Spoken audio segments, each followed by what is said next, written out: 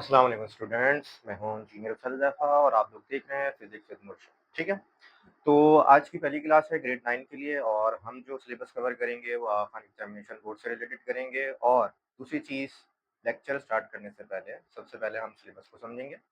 और सिलेबस के अंदर सबसे ज़्यादा चेंजिंग आई है इस साल, यानी 2026 में जो पेपर देंगे स्टूडेंट्स, उनके लिए सिलेबस जो है वो काफ़ी अपग्रेड हो गया है, काफ़ी चीज़ें चेंजिंग हो गई हैं उसके अंदर।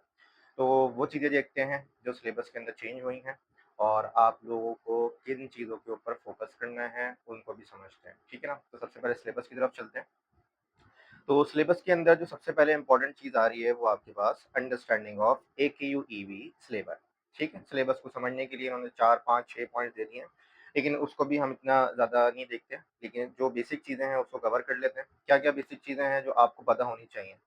एक बात तो ये पता होनी चाहिए कि जो हमारा सिलेबस है खान एग्जामिनेशन बोर्ड का, वो स्टूडेंट लर्निंग आउटकम पर बेस करता है, जिसे हम लोग बोलते हैं एसएलओस। ठीक है? अब ये जो एसएलओस हैं ये इंटरलिंक्ड होते हैं, यानी अ, जिन्हें हम कहते हैं कॉग्निटिव लेवल्स, यानी हर एसएलओ के साथ उसका एक कॉग्निटिव लेवल जो है वो मेंशन किया जाएगा। अब ये कॉग्निटिव लेवल्स जो है वो कहाँ से आए हैं, इसके पीछे एक बहुत बड़ी जो है वो हिस्ट्री है। ठीक है? तो नाम लिखा हुआ है इन्होंने यहाँ पर ब्लूम्स टैक्सोनॉमी। ठीक है? अब ब्लूम्स टैक्सोनॉमी के अंदर जो है वो मल्टीपल्स कॉग्निटिव लेवल है, जिसमें सबसे पहला और सबसे आसान कॉग्निटिव लेवल जो है वो रिमेंबर है। फिर उसके बाद जो है वो कॉम्प्लेक्सिटी बढ़ती चली जाती है। तो अंडरस्टैंडिंग लेवल आ जाएगा, फिर आएगा अप्लाई और अप्लाई के बाद बियॉन्ड। ठीक है? अच्छा, अब करना है क्या है, बियॉन्ड के अंदर भी आपको तमाम चीज़ें पता होनी चाहिए कि बियॉन्ड के अंदर क्या-क्या चीज़ें आएँगी। Apply, analyse, evaluate and create. तो जब आप अपना सिलेबस देखोगे तो उसके अंदर जो है वो उन्होंने शॉर्ट जो है वो इस तरीके से मेंशन किया होगा, आर से, यू से, ठीक है, ए से, ठीक है, इस तरह की जो है वो एब्रिविएशन यूज़ की होंगी, तो आप लोग को ये पता होना चाहिए कि इस एब्रिविएशन का मतलब क्या है। ठीक है? तो ये बात हो गई है सिलेबस से रिलेटेड, लेकिन अगर इसमें कोई प्रॉब्लम आएगी तो हम साथ-साथ जो है वो उसको कवर करते जाएँगे। तो चलते हैं फर्दर सिलेबस की तरफ और क्या-क्या टॉपिक जो हैं वो सिलेबस के अंदर आपको दिए हैं 9 क्लास के अंदर। और फर्स्ट ईयर के अंदर जो स्टूडेंट जाएँगे उनको मेजर अपडेट मिलेगी, क्योंकि 2025 के अंदर जिन्होंने एग्ज़ामिनेशन दिया है, उनके सिलेबस में और आपके सिलेबस में बहुत ज़्यादा फ़र्क है। ठीक है? तो ज़रा स्टार्ट करते हैं। तो सबसे पहले समझते हैं कि भाई हमारा जो चैप्टर नंबर 1 है वो कौन-सा है? वो चैप्टर नंबर 1 जो है वो मेजरमेंट है। ठीक है? तो नॉर्मली इस चैप्टर का नाम होता है फिजिकल क्वांटिटीज़ एंड मेजरमेंट। तो कोई मसले की बात नहीं है, इसका नाम जो है वो मेजरमेंट से ही इसको हम लोग क्या करेंगे, स्टार्ट करेंगे। तो सबसे पहला एसएलओ जो है हमारे पास है 1.1 फिजिकल क्वांटिटीज़, और उसका जो सब एसएलओज़ है वो है 1.1.1, जिसके अंदर आपने डिफरेंशिएट करना है between physical and non physical quantities. ठीक है भाई? अब आप देखो इस एसएलओ के साथ उसका कॉग्निटिव लेवल जो है वो मार्क किया हुआ है। तो इसका मतलब क्या है, ये जो कॉग्निटिव लेवल है ये अंडरस्टैंडिंग बेस है। ठीक है? तो हम बिल्कुल इसी तरीके से लेके चलेंगे चीज़ों को। जो कॉग्निटिव लेवल रिमेंबर बेस है, जो अंडरस्टैंडिंग बेस है, उसको उतना ही रखेंगे, उस पे ज़्यादा फ़ोकस नहीं करेंगे। जो डिमांड करता है रिमेंबर, उस पे रिमेंबर में ही चलेंगे, और कोई कहता है कि भाई अंडरस्टैंडिंग लेवल पे जाना है, तो हम अंडरस्टैंडिंग लेवल पे लेके जाएँगे उसको।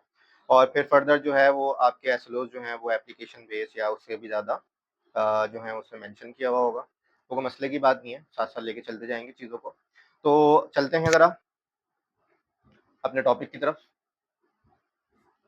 सबसे पहला जो हमारा टॉपिक है चैप्टर नंबर 1 के अंदर, उसके अंदर हम स्टडी करेंगे फिज़िकल क्वांटिटीज़ को। तो फिज़िकल क्वांटिटीज़ होती क्या है? फिज़िकल क्वांटिटीज़ वो क्वांटिटीज़ होती हैं जिनको हम मेजर्ड कर सकते हैं या क्वांटिफ़ाई कर सकते हैं। मेजर्ड का मतलब क्या है भाई? और क्वांटिफ़ाई का मतलब क्या है? यानी इनको गिन सकते हैं या फिर किसी भी इंस्ट्रूमेंट की मदद से उनको हम मालूम कर सकते हैं कि यार कितनी क्वांटिटी है। इसकी सबसे अच्छी एग्ज़ाम्पल है, जैसे आप शॉप पे जाते हो, ठीक है? और शॉप पे गए, शॉप पे जाने के बाद आपने जो है वो शुगर जो है वो परचेज़ कर लिया, और शुगर कितनी परचेज़ करी है आपने? 1 केजी परचेज़ कर ली। अब ये जो 1 केजी है ये आपने शुगर को मेजर किया है, और मेजर किया है इसका मतलब ये जो शुगर है इसका मास जो एक फिजिकल क्वांटिटी है। ठीक है? तो इसको और सिंप्लीफाई करते हैं, आसान करते हैं। कोई भी क्वांटिटी जिसको क्या किया जा सके, मेजर किया जा सके, क्वांटिफाई किया जा सके with the help of any instruments. ठीक है? हर क्वांटिटी के लिए अपना एक इंस्ट्रूमेंट होगा जिसकी मदद से वो मेजर हो सकता है। ठीक है? ऐसी क्वांटिटी को हम लोग बोलेंगे फिजिकल क्वांटिटी। अच्छा, अब मैंने अपनी आपके लिए आसानी कर दी है कि भाई उसमें फॉर एग्ज़ाम्पल कौन-कौन सी क्वांटिटीज़ हैं जो फिज़िकल क्वांटिटीज़ में आती हैं। तो एग्ज़ाम्पल दे दिए मास, लेंथ, टेम्परेचर, फ़ोर्स, स्पीड। मास के लिए मैंने एग्ज़ाम्पल दी कि आप जब शॉप पे जाते हो और कोई भी चीज़ परचेज़ करते हो, लेट्स सपोज़ शुगर की एग्ज़ाम्पल ले लेते हैं और शुगर को आप क्या करते हो भाई, शॉपकीपर के पास जाते हो, बोलते हो भाई 1 केजी जो है वो शुगर दे दें। अब वो करता है क्या है, वो इंस्ट्रूमेंट होता है, उस इंस्ट्रूमेंट के ऊपर शुगर को मेजर करता है, 1 केजी आ जाएगा तो आपको दे देगा। तो उसने क्या किया, शुगर का मास मेजर किया है। मास एक मेजरेबल क्वांटिटी है। इसी वजह से हम इसे किस कैटेगरी में पुट करेंगे, इसको पुट करेंगे हम फिजिकल क्वांटिटी की कैटेगरी में। इसी तरह लेंथ है, किसी की हाइट मेजर कर रहे हो, ठीक है, कोई आपके पास बॉक्स है, उसका उसकी लेंथ, उसकी ब्रेथ, उसकी हाइट वो मेजर कर रहे हो, तो लेंथ भी क्या हो गई, एक फिजिकल क्वांटिटी हो गई। टेम्परेचर है, किसी ऑब्जेक्ट का, किसी बॉडी का आप टेम्परेचर मेजर करते हो with the help of thermometer, तो टेम्परेचर भी एक क्या हो गई, फिजिकल क्वांटिटी हो गई। फोर्स, फोर्स कितनी अप्लाई कर रहे हो, ठीक है, फोर्स भी जो है वो मेजर होती है। इसके लिए भी जो है आपके पास एक इंस्ट्रूमेंट आता है जिसको हम लोग बोलते हैं न्यूटन मीटर, ठीक है। तो इतना डिटेल में नहीं जाएंगे, आप लोग को इसकी अंडरस्टैंडिंग होनी चाहिए और इससे एक छोटा सा एमसीक्यू भी बन सकता है और कुछ क्वेश्चन भी बन सकते हैं, ठीक है। अच्छा चलते हैं ज़रा, डिफरेंशिएट करना था तो डिफरेंशिएट में आपने ख्याल रखना है कि आपको डेफिनेशन पता होनी चाहिए और साथ-साथ उसकी एग्ज़ाम्पल्स भी पता होने चाहिए ताकि आप क्लियरली किसी चीज़ को डिफरेंशिएट कर सको। तो हमने फिज़िकल क्वांटिटीज़ को अंडरस्टैंड कर लिया है, अब ज़रा आगे चलते हैं नॉन फिज़िकल क्वांटिटीज़ क्या होती हैं। अच्छा, नॉन फिज़िकल क्वांटिटीज़ ज़ाहिर-सी बात है उसके अपोज़िट हो जाएँगी, यानी ऐसी क्वांटिटीज़ जिसको हम मेजर नहीं कर सकते, जिसको क्वांटिफ़ाई नहीं कर सकते, किसी भी इंस्ट्रूमेंट की मदद से, वो क्वांटिटीज क्या कहलाती हैं, नॉन फिजिकल क्वांटिटीज कहलाती हैं, ठीक है। अब इसकी एग्जांपल कौन कौन सी हो सकती है, जरा इसको देखते हैं। तो हैप्पीनेस, हैप्पीनेस को क्या किसी इंस्ट्रूमेंट से मेजर कर सकते हो, आप बोलोगे नहीं सर इसको तो मेजर नहीं कर सकते, इसको ऑब्जर्व कर सकते हैं, इसको फील कर सकते हैं, लेकिन इसको मेजर नहीं कर सकते। इसी वजह से हम जो है वो हैप्पीनेस को जो है नॉन फिजिकल क्वांटिटीज के अंदर पुट करेंगे। इस तरह सैडनेस है, सैडनेस को भी आप मेजर नहीं कर सकते लेकिन फील कर सकते हो, ऑब्जर्व कर सकते हो, तो इसी वजह से ये भी क्या हो जाएगी, नॉन फिजिकल क्वांटिटी हो जाएगी। एक्साइटमेंट हो गई, ब्रेवरी हो गई, इस तरह की और मजीद एग्जांपल्स हो गई जिनके अंदर क्वांटिटीज एब्स्ट्रैक्ट होती हैं, इसको फील कर सकते हैं लेकिन इसको हम मेजर नहीं कर सकते किसी भी इंस्ट्रूमेंट की मदद से, ठीक है। तो हमने करा क्या है, हमने फिजिकल क्वांटिटीज और नॉन फिजिकल क्वांटिटीज के दरमियान डिफरेंशिएट किया है, जिसके अंदर सबसे पहली चीज आपको उसकी डेफिनेशन पता होनी चाहिए और साथ में आपको उसकी एग्जांपल्स पता होनी चाहिए ताकि आप क्लियरली डिफरेंशिएट कर सको, ठीक है। जब आप फिजिकल क्वांटिटीज और नॉन फिजिकल क्वांटिटीज को समझ लेते हो, इसकी अंडरस्टैंडिंग डेवलप कर लेते हो, तो फर्दर फिर हमारे पास जो नेक्स्ट एसएलओ आता है उसको जरा समझते हैं, ठीक है। अब नेक्स्ट एसएलओ के अंदर जो है वो 1.1.2, जिसमें आपने एग्जाम्पलीफाई करना है that physics is based on the physical quantities only. यानी इस एसएलओ की डिमांड क्या है, यानी स्टूडेंट लर्निंग आउटकम्स की डिमांड ये है कि आपने एक एग्जाम्पलीफाई करना है। एग्जाम्पलीफाई एक कमांड वर्ड है, एसएलओ के अंदर जो है वो आपको बहुत ज्यादा कमांड वर्ड जो होंगे वो गिवन होंगे। उस कमांड वर्ड्स की मदद से आप बताओगे कि भाई मुझे उसके अंदर क्या आंसर देना है, ठीक है। तो 1.1.2 में आपने एग्जाम्पलीफाई करना है कि फिजिक्स जो है वो क्या करती है, बेस करती है फिजिकल क्वांटिटीज ओनली, ओनली का वर्ड आ गया, ठीक है। तो इसका बहुत ही सिंपल सा आंसर है, जरा देखते हैं, जरा इसको क्लियर करते हैं। तो फिजिक्स जो है वो क्या है, साइंस की एक ब्रांच है जिसके अंदर हम क्या करते हैं, स्टडी करते हैं नेचुरल वर्ल्ड को through measurement. That means physics can only study thing which are observed and measured. यानी इसका मतलब क्या है, फिजिक्स ब्रांच है साइंस की, लेकिन फिजिक्स के अंदर हम वो तमाम चीज़ों को स्टडी करते हैं नेचुरल वर्ल्ड की जिसको हम खुद मेजर कर सकते हैं with the help of instruments, ठीक है। जितनी भी चीज़ें हैं आप फिजिक्स के अंदर पढ़ोगे और आगे भी जाके पढ़ोगे, जैसे स्पीड है, फोर्स को कैलकुलेट करना सीखोगे, करंट को कैलकुलेट करना सीखोगे, वोल्टेज को कैलकुलेट करना सीखोगे। इस तरह बहुत सारी क्वांटिटीज़ हैं जिनको आप लोग जो है वो कैलकुलेट करना सीखोगे, जिसमें डेंसिटी हो गई, ठीक है। तो सारी क्वांटिटीज जितनी भी स्टडी करोगे वो सब की सब मेजरेबल हैं। इसी वजह से फिजिक्स के अंदर जब भी आप कोई चीज स्टडी करते हो तो वो मेजरेबल होती हैं, जिसकी वजह से हम कहते हैं कि फिजिक्स जो है वो सिर्फ और सिर्फ बेस करती है फिजिकल क्वांटिटीज, ठीक है। तो अब आगे चलते हैं, जरा एग्जाम्पल देखते हैं वो कौन सी क्वांटिटीज हो सकती हैं। आप डेली लाइफ के अंदर आप देखते हो, गाड़ी चला रहे हो, कार चला रहे हो तो आपका स्पीडोमीटर लगा हुआ है, स्पीडोमीटर क्या कर रहा है, गाड़ी की रफ्तार को मेजर कर रहा है और आपको बता रहा है कि यार आप जो है ना इतनी स्पीड से जो है वो ट्रैवल कर रहे हो, ठीक है।